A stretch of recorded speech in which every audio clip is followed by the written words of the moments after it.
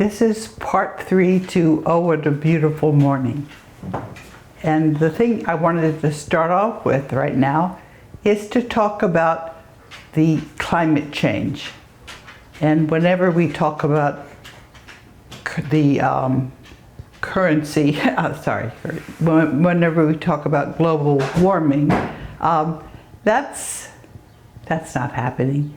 What's happening is that we're about to enter another ice age because the distance from the sun is such that we've already gotten to the closest part of our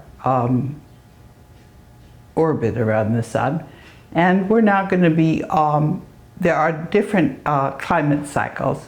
One is every 7,000 years or so, and then there's also every 60,000 years. And we're, what happens with the mini ice ages, which is every 7,000 years, is that when it gets to be very cold, that's when the, I say the network of global corporate control. These are actually the families that were there during the Crusades. What they do is they migrate so that the crops are there. They're not going to be destabilized. They use the ice ages to disrupt the business and the trade. That's my dog again. Sorry about that. Joshua, just cut it out. Anyway, so they've been doing this for a long time, and where we are on the climate is that if we don't realize what's actually going on, then we're going to be starving, because the agriculture is going to be affected, and the groups that capitalize on the changes in climate to disrupt trade, they're going to win again. Well, now that we know, we can start to prepare ourselves and to store the food that we need so that we're not going to be disrupted. The other thing that I think is important to mention about the climate is the physicists. They understand that the sun is actually electromagnetic. One of the scientists that's been trying to publish this information, he's the spouse of a very close friend of mine. And the people in DARPA are trying to prevent him from publishing this. And finally, his family is going to take dictation so that he can publish this. And of course, they're being hindered every which way from these bankers, and some of them don't even realize the weaponry that's involved. But many of us do, and so I would expect that as we transition to a kinder world, we're also going to go back and we're going to set the record straight, and we're going to understand that our science is not, the universities and their tenure system, it's actually designed to keep us stupid.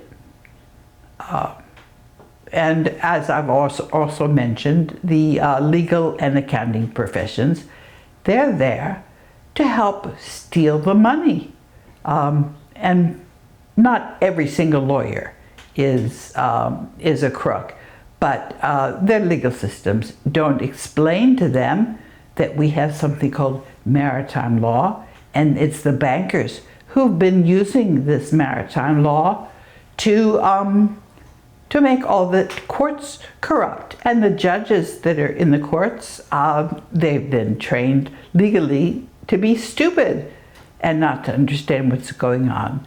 And some of the lawyers that actually did understand what was going on, like Anton Scalia, they get murdered. Now, how is it that I'm not murdered?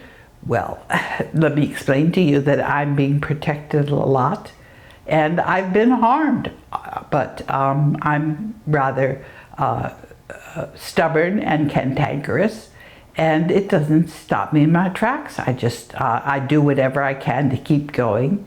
And so what happened with the last video, after I was slammed to the ground to try to prevent me from doing the video, is I just sort of limped, and I did it very slowly and very deliberately, but I wasn't going to, if things are not happening the way I want them to happen, I'll just do the best I can to make them happen which way I can. And I'm being supported by friends and other people that are, they're helping me because, as I've mentioned to you, we're all in this together. One of the other things that you'll see on the outline that I wanted to talk to you about is I wanted to talk to you about the number 666, because some people, you know, that's the number of the trust that has all the world's wealth. It's TVM LSM 666. And TVM is Tiburcio Villaror Marcos. That's the initials of Marcos's son. And LSM is Leo Marcos. They were two of Marcos's sons. And 666, well, people have looked at the number 666 and they think that that's somehow connected with Satan. But don't forget also that the Bible was written, it was written after these, this corrupt group came into power. That's Joshua again, sorry about that. So let me explain to you what 666 actually is. That means humanity. That's the number of electrons that are circulating in carbon, which is, it's the number that means humanity. And for the people that wrote the Bible, which came after this corrupt group grabbed power, they were trying to confuse us, obviously. Now, I don't want to get involved in the topic of religion because that's a very contentious topic and we can be distracted, and then the group that's responsible for this corruption likes to use divide and conquer. And so we're going to deal with spirituality and religion, but we're going to do that in a sequence so that we've gotten rid of the corrupt money first and the corruption, and then we can deal with our spirituality differently. And I'm not saying that that this is not important. And just so people understand that I'm also not saying that that the Bible is bad. I'm saying that there are things that were put in the Bible to mislead us deliberately so that we would get off track. And one of the other topics that seems to keep on coming up is whether I'm Jewish and whether that means that I'm a Zionist and what that all means. And so let me just tell you that I've been, as a child, I was raised in a Jewish household, but then in my early 20s, I went on a spiritual trip and I saw Jesus Christ sitting on the throne. That really, that impressed me, to put it mildly. And so after I graduated from law school and I went to live in New York, I went across the street to a Lutheran church and I was baptized. And then I sang in the choir for 10 years. And because I love Bach, that's probably one of the reasons that I ended up where I did. But after that, I just kept on developing, and I wasn't going to let people tell me how I was going to be spiritual, and that included the clergy. I was very happy to learn a lot of things from the clergy, but I wasn't going to be limited by those things either, and so or bound by them. So my job is not to be partial to spirituality, and it's certainly not to be limited by it, and it's certainly not to get into a fight over it.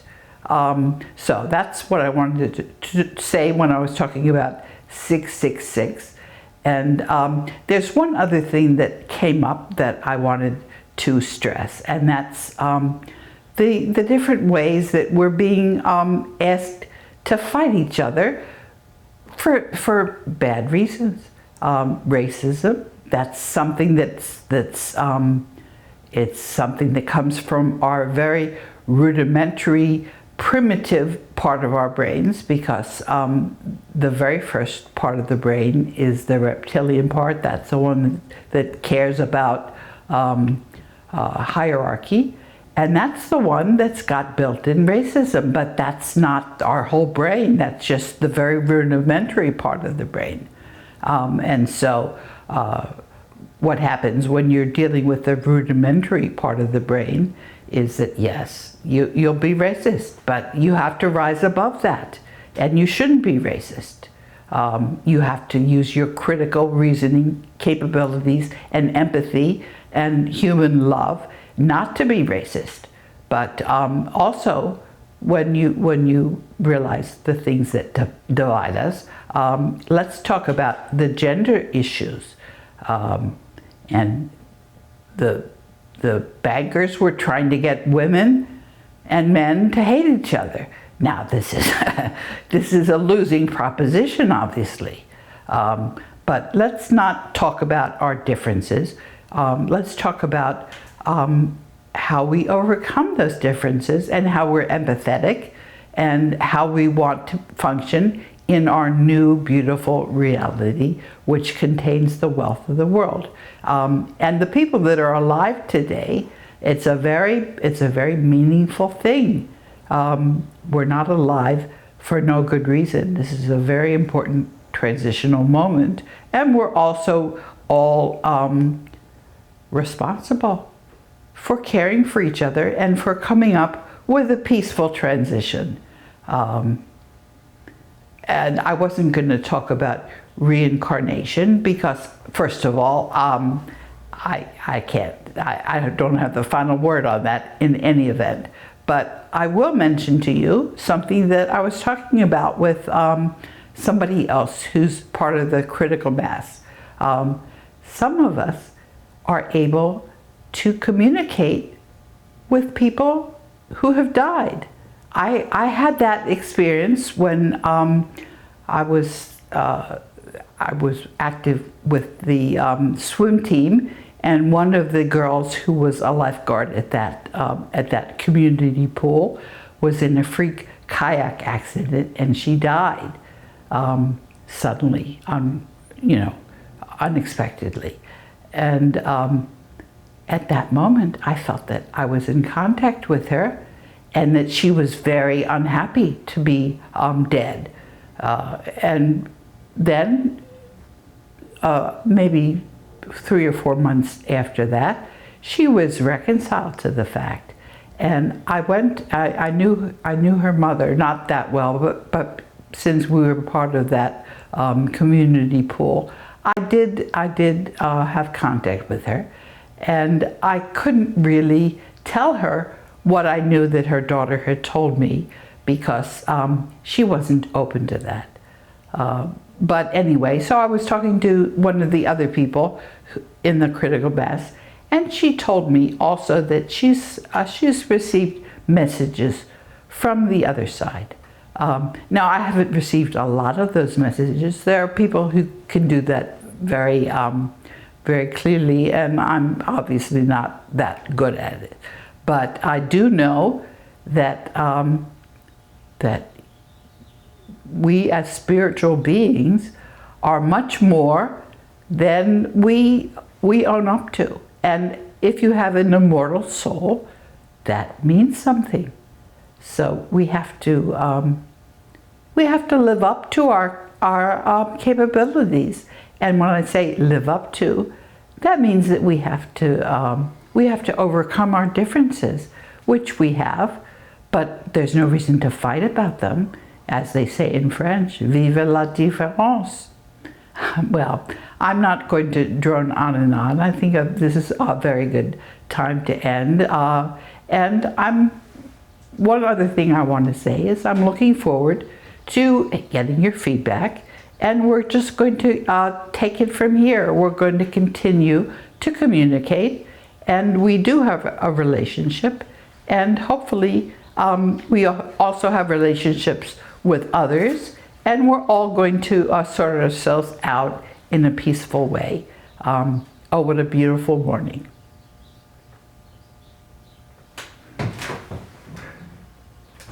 You can see in many ways the evidence that I'm fencing with the Black Nobility. My posts get removed. The falsified counters are 2 examples. Still, I can carry on. This is because I get a lot of help.